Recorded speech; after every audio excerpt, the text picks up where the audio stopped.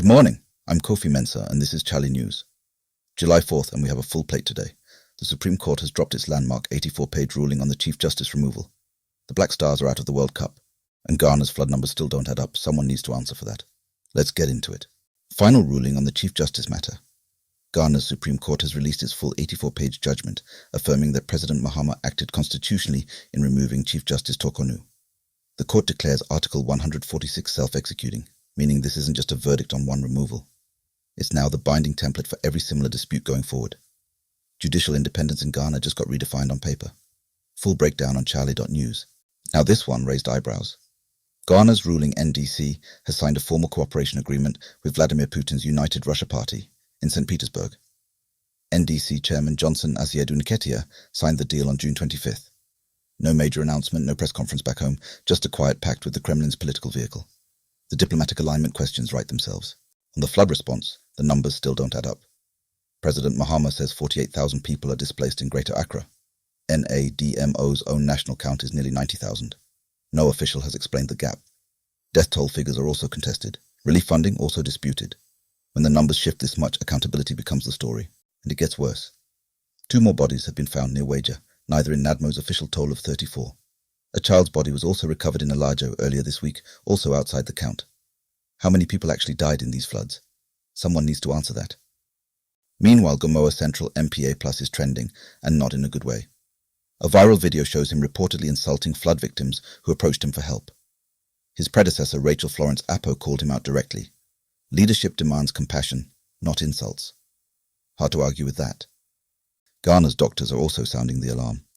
The Ghana Medical Association formally warned on July 3rd that flooding is now disrupting emergency healthcare, not just homes and roads, but the ability to treat critically ill patients.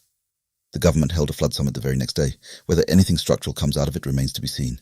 Environmental campaigners are connecting the flood deaths to a longer failure, decades of forest destruction. The Atewa Matters campaign is demanding Atewa Forest Reserve, which supplies water to 5 million Ghanaians, be upgraded to national park status. Their argument: fix the forest, reduce the floods. Government has not responded. On security, the head of US Africa Command says Washington will provide intelligence and technology. But the fight against jihadist threats must be African-led. This comes after US troops withdrew from Nigeria following a major ISWAP operation. With the Sahel threat creeping closer to Ghana's north, that doctrine shift matters here. The Ghana Medical Trust Fund has a sobering finding. The reason Ghanaians with heart disease aren't getting surgery isn't a shortage of hospitals or doctors. It's money. The fund supported 50 patients in its pilot and is now building cardiac labs at Korlebu, KATH, and Tamale Teaching Hospital. Cost is the killer here, literally. Ghana's fish catch has more than halved in 30 years, from 900,000 tons down to 400,000. Fisheries Without Borders held a regional workshop this week, training fishermen and community leaders from Ghana, Nigeria, and Benin in co-management approaches. Food security for millions of coastal families is on the line. Full story on chale.news. The Black Stars are out. Ghana lost 1-0 to Colombia in the round of 32. John Arias scored in the 14th minute, and that was that. Lawrence Atizigi was heroic in goal, but Ghana couldn't find the equalizer. 3rd consecutive early World Cup exit. It stings. Captain Jordan Ayew is asking fans to be patient with coach Carlos Queiroz, who was only 2 months into the job. Fair point. But this is the 3rd time in a row. The question isn't just whether Queiroz deserves more time. It's whether the system around him can actually use it wisely. Some better news from the women's game.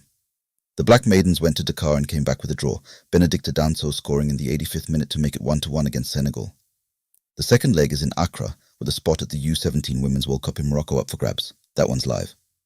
Good news from Kumasi. Tahir Field Recycling, a dirty oil recycler, topped MTN Ghana's National SME Business Pitch Challenge. 5 winners each took home 30,000 Ghanaian cedis and a 13-week mini MBA. Entrepreneurs doing the quiet work. Finally, M.anifest has thoughts. The rapper told broadcaster Kafuide he has no interest in making cosmetic or fast food music. Music, he says, should be transformative, like Whitney Houston for a heartbreak, not background noise. Chale, he's not wrong. That's your July 4th digest. Every story we covered today has more depth waiting for you at chale.news. I'm Kofi Mensah. Stay informed, stay sharp.